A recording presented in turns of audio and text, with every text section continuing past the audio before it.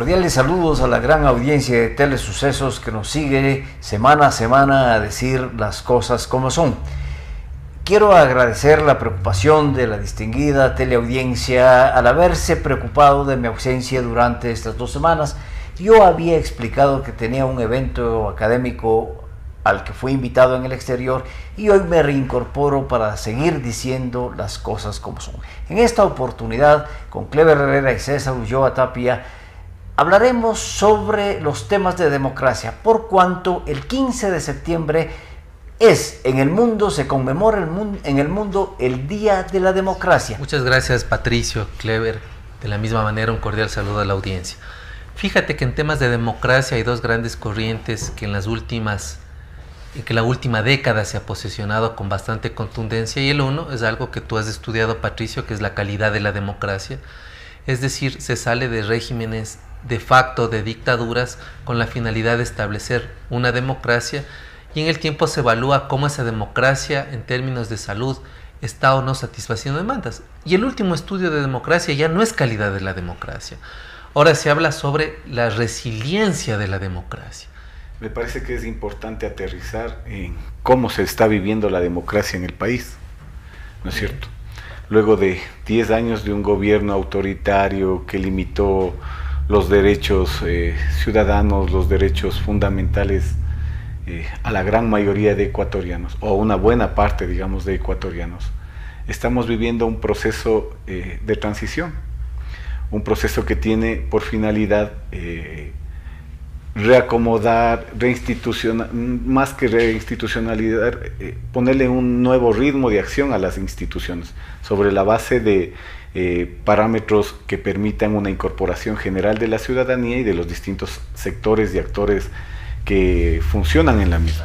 Pero yo sí quisiera recordar el mensaje que el 15 de septiembre, precisamente por el Día de la Democracia, el secretario general de las Naciones Unidas, Guterres, dijo que la democracia, como nunca en el siglo XXI, hoy estaba amenazada, pero no estaba amenazada por la presencia de dictaduras militares, por la presencia de ambiciones políticas, sino que está amenazada por la presencia del crimen internacional organizado, es decir, en donde hay el trato de blancas, el esclavismo, la corrupción, y en el Ecuador, desde luego, vinculando con estos males, es el narcotráfico y es la corrupción la que ha tomado cuerpo y afecta directamente a la democracia.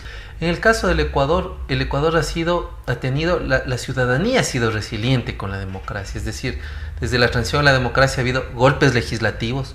Recordemos que 3 presidentes electos democráticamente salieron y fueron reemplazados con fórmulas bastante extrañas, pero el Ecuador vive un proceso de transición a la democracia, en el sentido de que el 4 de febrero, por mandato popular, el pueblo estableció una ruta para institucionalizar de nuevo el país. Muchos sectores, muchos estudios dicen el tejido social fue desarmado, y efectivamente eso sucedió.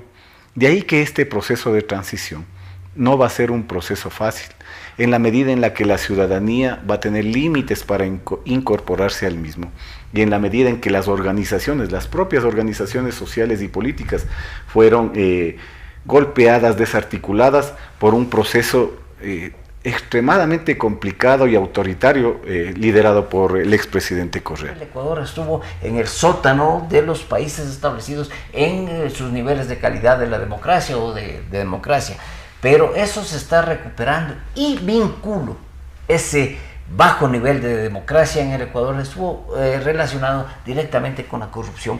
Día tras día salen actos de corrupción cometidos por parte del Correa. La democracia no solo se agota en las elecciones, y eso habría que precisar. La democracia es mucho más allá, y la democracia, como ustedes lo han manifestado, es el peso y contrapeso que existe entre las instituciones del Estado, es el imperio de la ley sobre los intereses de las personas, es las capacidades de que legítimamente las personas se expresen en libertades plenas de expresión, opinión, es la capacidad de organizarse y participar. Entonces, la democracia, Patricio, va mucho más allá, y tampoco debe haber democracia si no existe justicia. Hay mucha desconfianza. Los sectores juveniles, los jóvenes de nuestra sociedad hoy tienen mucha desconfianza. Y lo que es más preocupante, hay otros sectores que han visto a la política como un negocio. Entonces, si tú revisas ahora el incremento incontable de movimientos políticos de orden nacional, provincial, cantonal, parroquial, ojalá sea en la perspectiva de construir una nueva participación política, pero hay muchos caciques de la vieja data que dejaron los partidos que tradicionalmente militaron para formar su propia organización y dejar de tener los mínimos controles que tenían y empezar a hacer lo que a su criterio creen en este periodo, ¿no? La participación de la juventud es sumamente importante y lo ha dicho y quiero ratificarme nuevamente en Además, esto. no se puede pensar democracia sin lo que tú decías, Patricio, sin ciudadanía. Y la ciudadanía no es otra cosa que exigir derechos, pero también cumplir nuestros deberes como ciudadanos. Creemos que los males, los grandes males, definitivamente tienen grandes soluciones o deben tener grandes soluciones. Y esas grandes soluciones todavía no se vislumbran. Es decir, la buena intención, la voluntad expresada por el Consejo de Participación Social Transitorio, desde luego que merece el 78% del respaldo de los ecuatorianos. Pero, ¿cuáles son las grandes acciones en beneficio de la democracia? Vamos a seguir lo mismo, la justicia en otras manos, el sistema electoral en otras manos, los procesos del Ejecutivo en otras manos, pero la democracia como tal, ¿qué es lo que está pasando? En el caso del Consejo de Participación Ciudadana Transitorio, ha cumplido los 6 primeros meses con lo que estaba decretado en el mandato ciudadano, ¿no es cierto?